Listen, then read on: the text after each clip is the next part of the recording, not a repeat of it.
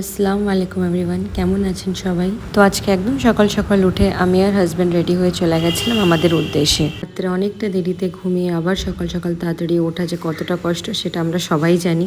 তবুও চোখে ঘুমের কষ্ট নিয়ে আমি আর হাজব্যান্ড বেরিয়ে পড়েছি, বিকজ আজকে ওনার আর আমার চেক আপ আছে অ্যাপোলোতে। আজকে আমানকে আমরা বাড়িতে রেখে যাচ্ছি, যেহেতু আজকে ওর কোনো চেক আপ নেই।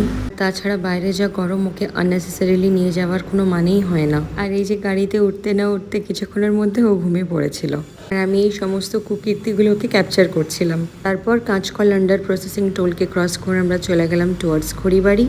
আমরা চিনার পার্ক রোড থেকে টুয়ার্ডস ভিআইপি রোড ধরে এম বাইপাস থেকে সোজা পৌঁছে যাব আমাদের অ্যাপোলো হসপিটালে। অ্যান্ড এই যে আমাদের destination is on the right side. আমরা ঠিক টাইম মতো পৌঁছে গেছিলাম। অ্যাজ ডক্টরের পিএ আমাদেরকে 9টা থেকে 10টার মধ্যে এন্ড করতে বলেছিলেন, ওই জন্য আমরা বাড়ি থেকে অ্যারাউন্ড 7টার দিকে বেরিয়েছিলাম। সোজা আমরা চলে আসলাম গ্যাস্ট্রো সায়েন্স ডিপার্টমেন্টে। অ্যান্ড বিলিং করে আমাদেরকে কিছুক্ষণ ওয়েট করতে হলো, অ্যাজ বিকজ স্যার রাউন্ডেই ছিলেন। মান্নানের ডক্টরের আসতে আরও কিছুক্ষণ দেরি হবে, এটা শুনে আমি সোজা চলে গেলাম আমার বিলিং কাউন্টারে। এখানে এসে জানতে পারলাম যে due to some reason sir আজকের ওপিডিসগুলো সবটাই ক্যান্সেল করে দিয়েছেন। এটা শুনে আমি খুবই আপসেট হয়ে গেছিলাম। তো মান্নান আমাকে বললো লেট ইট বি, নেক্সট মান্থে যখন আসবো তখন করিয়ে নিও। যেহেতু এটা আমার রুটিন চেক আপ ছিল, so it's okay, no problem. তারপরে হাবির ডক্টর দেখানোর পর আমরা বেরিয়ে পড়েছিলাম দুটো এবিসি জুস আর কিছু স্যান্ডউইচেস নিয়ে। এবিসি জুসটা হলো Apple, beetroot and carrot juice, which is very good and very healthy for our health. আমি বাড়িতেও এই জুসটা বানানোর ট্রাই করি, বাট এতটা ভালো তো হয় না, বাট খাওয়ার মতো হয়ে যায়। তো আমরা যখনই অ্যাপোলোতে আসি এই জুসটা ফর শিওর ট্রাই করি। অ্যান্ড আজকে তো আমরা রিপিটে নিলাম জিনিসটা, বিকজ বাইরে এতটাই গরম, I just can not explain in words. As because আমার ডক্টর অ্যাপয়েন্টমেন্ট ক্যান্সেল করেছিলেন, তোমাদের হাতে কিছুটা টাইম ছিল, ওই জন্য আমি আর মান্নান ভাবলাম যে টুক করে মানি স্কোয়ার মলটা একটু ঘুরে আসি। বিকজ লাস্ট টাইম যখন আমি ছেলেকে নিয়ে অ্যাপোলোতে অ্যাডমিট ছিলাম, মান্নান আর আমার ভাই এখানে এসে কিছুটা শপিং করেছিল, আই থিঙ্ক ম্যাক্স মল থেকে। তো ওর ওখানকার জিনিসগুলো খুবই পছন্দ হয়েছিল, সো ও আবার রিপিটে জিনিসগুলো কিনতে এসেছিল। এখান থেকে ক্রস করতে করতে ওর চোখে পড়ে যায় বিবা অ্যান্ড অরেলিয়া শোরুমটা, যেখানে মেয়েদের খুব সুন্দর সুন্দর কালেকশন থাকে। তো ওর শোরুমের বাইরে থেকে আমার জন্য কিছু কালেকশনস দেখে খুবই পছন্দ হয়, বাট কাছের থেকে এসে দেখার পরে আর ভালো লাগে না। অ্যান্ড আই থিঙ্ক এই ইনসিডেন্টটা সবার সাথেই ঘটেছে এক না একবার হলেও। তারপরে ও অরেলিয়াতে গিয়ে আমার জন্য কিছু কালেকশন সিলেক্ট করার চেষ্টা করছিল, বাট আমার পছন্দ হয়নি অ্যান্ড ওরও অতটা পছন্দ হয়নি। সো আমি বললাম আজকে তো এমনিতে আমি কোনো প্ল্যান করে আসিনি যে শপিং করবো, সো লেট ইট বি, অন্য কোনো দিন অন্য জায়গায় দেখা যাবে, ছেড়ে দাও। তোমার যেগুলো পারচেস করার ছিল চলো সেগুলো পারচেস করে এখান থেকে রওনা দিই। যখন ও শপিং করছিল আমি একটু ফটোগ্রাফি করে নিলাম এখানে। আর সব থেকে মজার বিষয় হলো ও অনেকবার করে আমাকে ডেকেছিল যে এসে আমাকে একটু প্লিজ হেল্প করো। তো এখানে সবকিছু ঘুরে দেখতে আমি এতটাই বিজি ছিলাম যে আমি ওর একটাও কথা শুনিনি। তারপরে এই যে চোখে পড়ে গেল কিডস কাউন্টার।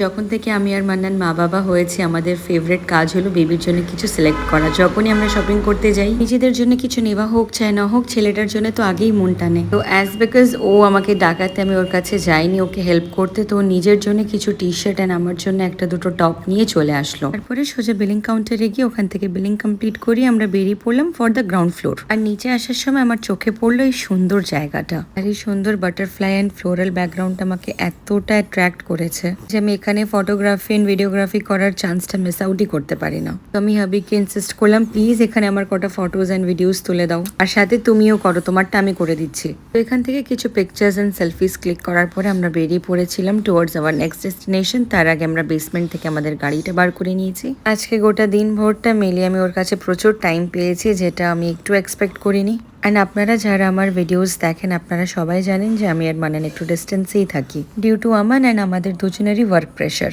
আর এই যে আমরা চলে এসেছিলাম স্প্ল্যানেড ধর্মতলাতে। দেখতে না দেখতে বৃষ্টি চলে এসেছিলেন, ওয়েদারটা খুব সুন্দর হয়ে গেছিল। তো পিয়ারলেস বিল্ডিং এর অপোজিট সাইডে আমাদের গাড়িটাকে পার্ক করে আমরা চলে গেছিলাম টুয়ার্ডস চাঁদনি চক। অ্যান্ড যেতে যেতে আমাদের সামনে পড়লো এম বাজার। তো ভাবলাম যে এখান থেকে দেখি আমানের জন্য কিছু কালেকশনস পাই নাকি।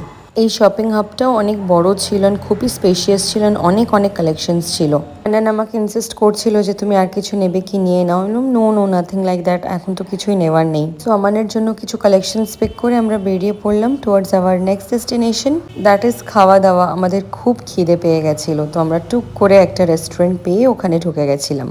বাট এখানে আমার ফটোগ্রাফি অ্যান্ড ভিডিওগ্রাফি ভালো করে হয়নি, বিকজ এখানে একটু লাইটটা কম ছিল। This is the part of their ambience. এই অ্যাম্বিয়েন্সটাকে একটু ডিম করে রেখেছিল ওরা, to give a calm feeling. এখানে বসে জমিয়ে খাওয়া দাওয়া আর একটু গল্পগুজব করার পরে আমাদের আরো কিছু কাজ বাকি ছিল আজকের জন্য, তো আমরা সেই কাজের দিকে কনসেন্ট্রেট করলাম। তো কিছুক্ষণ ওয়েট করতে করতে এখানে চলে এসেছিল আমাদের অর্ডারটা। আমরা অর্ডার করেছিলাম special mutton biryani. As because আমরা এই রেস্টুরেন্টে আজ ফার্স্ট টাইম এসেছি, তো জানি না এখানকার বেস্ট কি, তো আমরা বললাম যে এটা এখানকার স্পেশাল, ওটাই সার্ভ করুন। তো ওরা আমাদেরকে এটাই সাজেস্ট করলো। তারপরে এই বিউটিফুল গ্রাস ব্যাকগ্রাউন্ডে একটু ক্লিক করেই চলে গেলাম। অ্যান্ড আজকে ওর হাতটা ধরে এইভাবে হাঁটতে আমার বেশ মজা লাগছিল। অ্যান্ড ওয়াও, যেতে যেতে চোখে পড়লো অ্যাভোক্যাডোস অ্যান্ড এই ফ্রুট শপটা। আমার যখন থেকেই খেতে শিখেছে ওকে অলমোস্ট সব টাইপেরই ফ্রুটস খাওয়ানো হয়েছে যেগুলো আমাদের এদিকে অ্যাভেলেবেল। যেহেতু অ্যাভোক্যাডোটা এতটা ইজিলি অ্যাভেলেবেল না, ওকে আমি এটা ট্রাই করাতে পারিনি। তো আজকে চোখের সামনে পড়েছে and আমি টুক করে ওটা নিয়ে নিলাম। এই ফ্রুটটা সাধারণত খুবই কস্টলি হয়। একটা ছোট পিস বলছিল 100 রুপিস অ্যান্ড বড় পিসগুলো 130 করে। বেশি বার্গেনিং না করে যেহেতু ছেলের জন্য কিনবো, ওই জন্য টুক করে ভালো ভালো পিসেস দেখে কটা নিয়ে নিলাম। তারপরে চলে গেছিলাম আমার মাইক্রোফোন কিনতে, যেটা আজকের মেন উদ্দেশ্য ছিল আমাদের এখানে আসার। অ্যাজ দিন দিন আমার ফেসবুক ফ্যামিলিটা গ্রো করছে, আমাকে অনেকেই কমেন্টস করে যে আপা আপনার ভিডিওস দেখতে খুবই ভালো লাগে, বাট আই থিঙ্ক একটু সাউন্ড কোয়ালিটিটা আর একটু ভালো হলে বেটার হয়। সাউন্ড কোয়ালিটিটা ভালো হবে যদি আমাদের কাছে মাইক্রোফোন থাকে। তো সেই অভাবটা পূরণ করতে আজকে কিনে নিলাম ডিজিটেকের এই মাইক্রোফোনটা, আর এটা কিনে আমি খুবই হ্যাপি হয়েছিলাম। দেন ওখান থেকে বেরিয়ে আমরা কিছুটা নিউ মার্কেটও এক্সপ্লোর করলাম যে যদি কিছু ক্লোদিং পাওয়া যায় আমার জন্য কিংবা ওর জন্য। আগে মেয়েদের কিছু কালেকশন স্টোর এই গলিতেই পাওয়া যেত, বাট সেগুলো এখন আর দেখলাম না।